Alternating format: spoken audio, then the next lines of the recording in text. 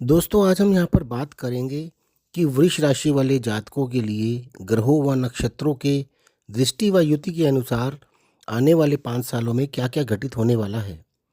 उसमें आपके कार्यक्षेत्र, शिक्षा, विवाह, संतान, मकान, वाहन, बीमारी, जॉब, लव, धन, भाई बहन, माता पिता, विदेश यात्रा तथा कोर्ट केस सबके बारे में बात करेंगे। दोस्तों आप सब जानते हैं कि वृष राशि चंद्रमा की उच्च राशि है। चंद्रमा जब अपनी उच्च राशि में होते हैं तो यह चंद्रमा की बहुत ही अच्छी पोजीशन मानी जाती है और चंद्रमा यहाँ पर बहुत ही खुश होते हैं। चंद्रमा के इसी प्रभाव के कारण वृष राशि वाले मन के बहुत अच्छे व सच्चे होते हैं। उनके अंदर हमेशा दूसरों की मदद करने की भावना रहती है और अपने सीधेपन के कारण दूसरों की बात भी जल्दी से मान लेते हैं और इनकी मीठी बोली के कारण लोग भी उनकी बात जल्दी से मान लेते हैं। उनके चेहरे पर वो अट्रैक्शन होता है कि उनकी बात को कोई जल्दी से मना नहीं कर पाता। ये लोग बहुत मेहनती होते हैं, इस वजह से कई बार मतलबी लोग इनका नाजायज़ लाभ भी उठाकर चले जाते हैं और उसका उनको ना कोई रिगार्ड मिलता है और ना ही कोई रिवार्ड। शनि जिससे सारी दुनिया घबराती है, वो शनि आपकी कुंडली के योग कारक ग्रह हैं, यानी आपकी कुंडली की जान है। यदि शनि आपसे खुश हैं तो सभी ग्रह चाहकर भी आपका कुछ नहीं बिगाड़ पाएंगे। यदि शनि आपकी कुंडली में शुभ स्थान पर स्थित हैं और शुभ प्रभाव में हैं तो समझिए कि आपको रंग से राजा बनने से कोई नहीं रोक सकता। ऐसी अवस्था में साढ़े साती या ढैया का समय भी आपसे कुछ लेने नहीं आता बल्कि देने आता है। अर्थात यह दुख का नहीं सुख का समय होता है। कई बड़े बड़े नेताओं की कुंडली में आप देखेंगे कि उन्होंने अपनी साढ़े साती व ढैया के समय में ही सरकार में बड़े बड़े पद हासिल किए हैं। किंतु यदि शनि अशुभ स्थानों में स्थित हैं और उस पर पाप ग्रहों का प्रभाव भी आ जाता है और उस जातक की साढ़े साती या ढैया लग गई तो यह समय उस जातक के लिए इतना खराब होता है जिसकी उसने कभी सपने में कल्पना भी नहीं की होती कि उसे जीवन में ऐसे दिन भी देखने पड़ेंगे। यहाँ तक कि ऐसा जातक मरना भी चाहे तो हालात ऐसे होते हैं कि वह चाह कर मर भी नहीं सकता। किंतु वृष राशि वालों के साथ अब ऐसा नहीं है, क्योंकि शनि अभी कुंभ राशि में गोचर कर रहे हैं, जो कि आपकी राशि से दशम भाव है। यह कर्म का भाव है।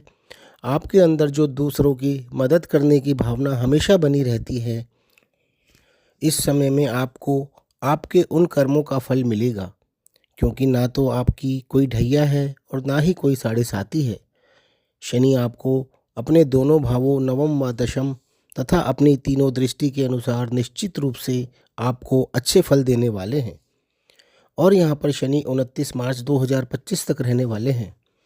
कुंभ राशि शनि की अपनी राशि है और शनि यहाँ मकर राशि यानी आपके नवम भाव के भी स्वामी हैं।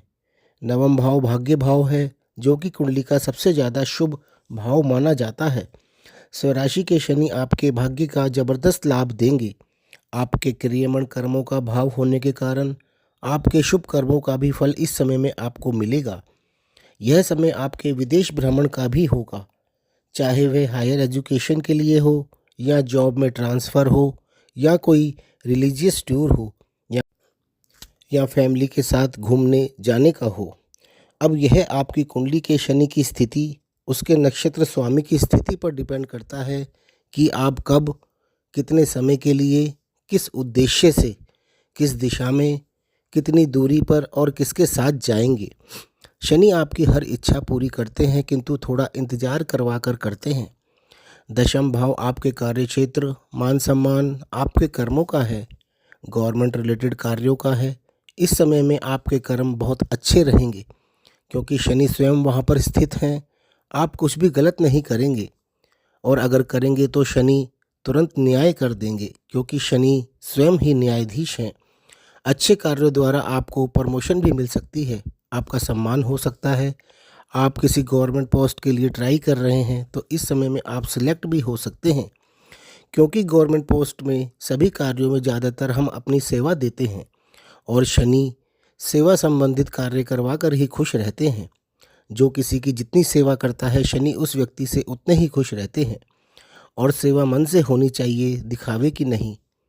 शनि यहाँ से आपके द्वादश भाव यानी विदेश भाव, चतुर्थ भाव यानी मकान वाहन व सारे सुखों का भाव और सप्तम भाव यानी विवाह का भाव, तीनों भावों को दृष्ट करेंगे। यानी आपको इस समय में विदेश जाने, शुभ कार्यों पर खर्चा करने, शैया सुख, मकान वाहन, विवाह आदि सभी सुखों का लाभ इस समय में अवश्य मिलेगा। और कितना मिलेगा, ये सब संबंधित भावों में पड़ रही राशि व ग्रह व उसके नक्षत्र स्वामी की स्थिति के अनुसार ही मिलेगा। शनि की दृष्टि उन भावों को एक्टिवेट कर देगी और 1 मई 2024 तक आपके द्वादश भाव पर शनि गुरु का दोहरा गोचर भी रहेगा। अर्थात द्वादश भाव 1 मई 2024 तक एक्टिवेट रहेगा।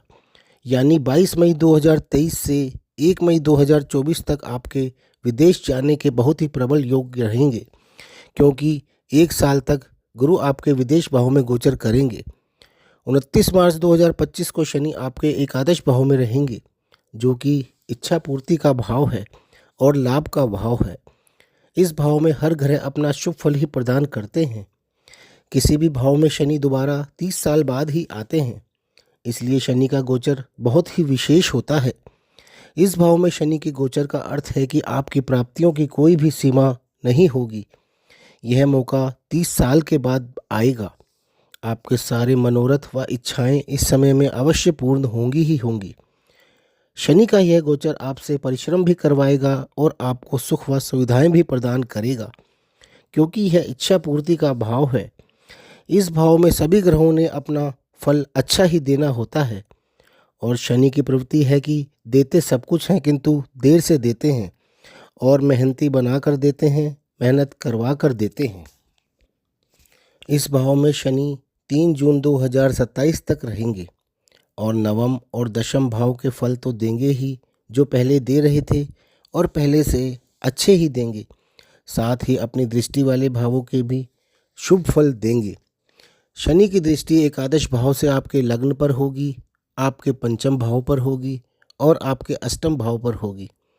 आपको इन भावों के भी शुभ फल शनि इस समय में प्रदान करेंगे, जिससे आप स्वयं, आपकी संतान, आपकी शिक्षा, आपके अफेयर्स, बुद्धि, शेयर्स से लाभ, आपकी आयु, ससुराल, रिसर्च और अचानक लाभ आदि आते हैं।